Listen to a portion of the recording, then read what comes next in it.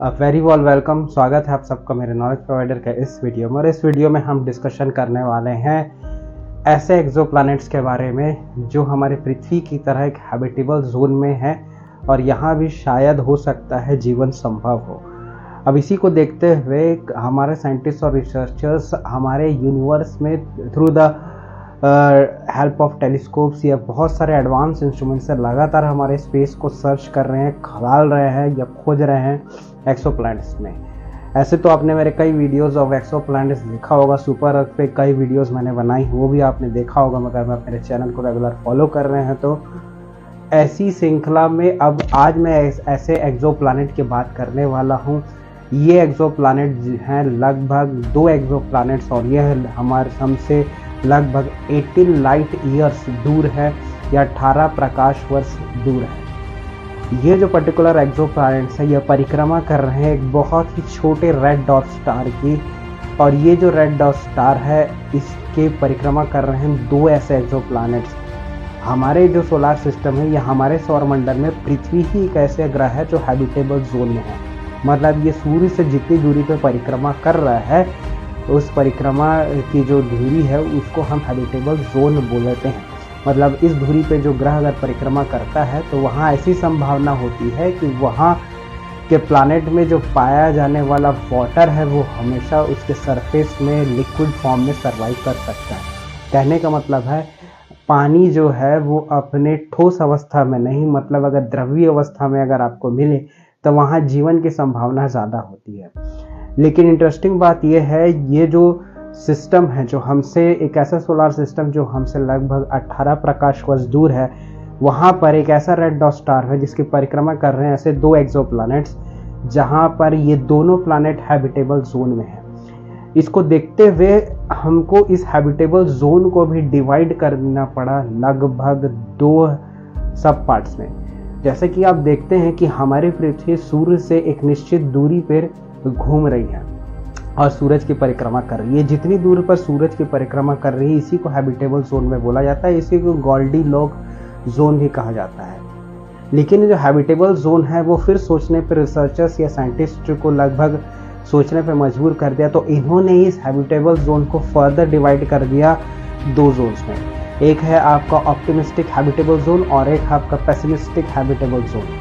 Optimistic habitable zone है ये अंदर की तरफ होगा, जबकि पेसिमिस्टिक है वो एक बाहर की तरफ जो जोन होता है इसी हैबिटेबल जोन को। इन दोनों एक्सोप्लैनेट्स में 2 आपके ग्रह हैं, इन दोनों एक्सोप्लैनेट्स को नाम दिया गया है आपका GJ251b और GJ251c। तो ये दोनों एक्सोप्लैनेट्स को ऐसा नाम दिया है और इस पूरे सिस्टम को नाम दिया है, इस पूरे सोलर सिस्टम को नाम दिया है JG251 सिस्टम। अगर इसको यहाँ पर देखेंगे तो रिसर्चर्स ने समझाने की किस तरीके से कोशिश की है कि इसी हैबिटेबल जोन में स्टार की तरफ जो हैबिटेबल जोन है इसको उन्होंने लाइट ग्रीन से बताया है, जबकि उससे दूर जो हैबिटेबल जोन है उसको डार्क ग्रीन में बताया है। इन्हीं 2 हैबिटेबल जोन में ये दोनों एक्सोप्लैनेट्स ट्रैवल कर रहे हैं।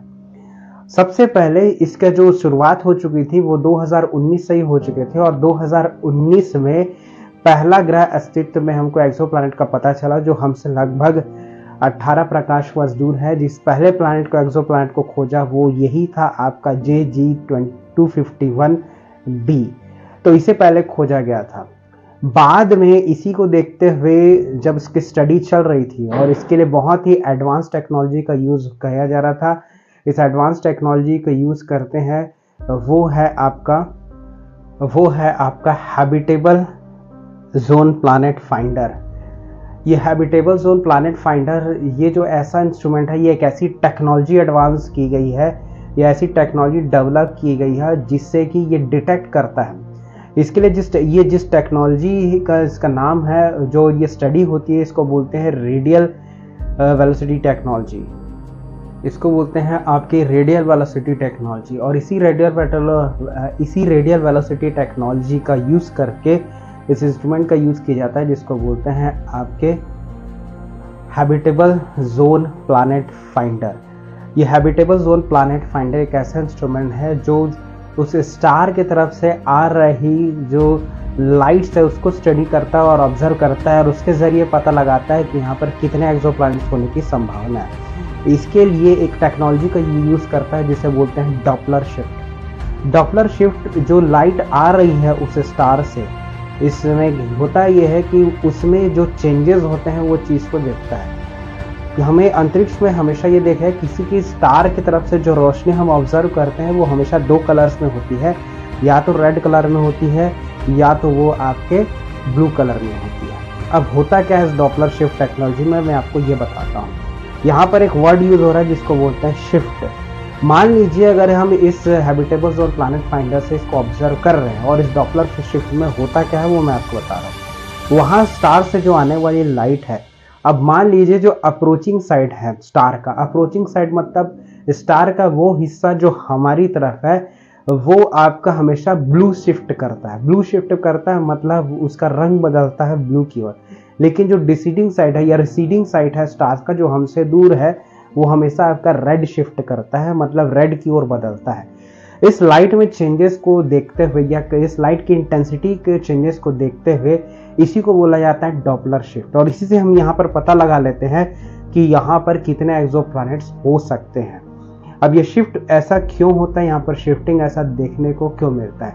क्योंकि आप समझिए जब कोई स्टार के आसपास एक्सोप्लैनेट रोटेट कर रहे होंगे तो सोचिए कोई स्टार है, उसकी रोशनी आ रही है और अगर उसके सामने से कोई एक्सोप्लैनेट उसको रोटेट करेगा और जब एक्सोप्लैनेट स्टार के ठीक सामने आएगा तो लाइट इंटेंसिटी या लाइट हम तक जो आ रही है उस पर चेंजेस नजर आएंगे। मतलब जैसे ही वो एक्सोप्लैनेट स्टार के सामने आएगा लाइट की इंटेंसिटी में बदलाव आएगा, या लाइट आनी हो सकती है धीमी हो जाए, कम हो जाए, ज़्यादा हो जाए।